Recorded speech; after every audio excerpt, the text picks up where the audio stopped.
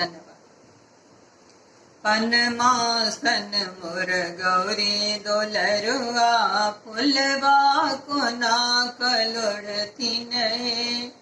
पनमासन मोर गौरी दोलरुआ फुलवा को ना कलोड़ती नए।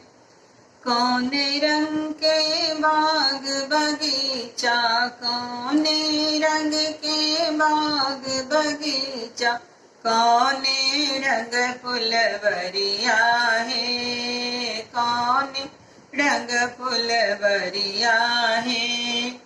कौन रंग मोर गौरी दोलरुआ फुलवा को ना कलोड़ती नए।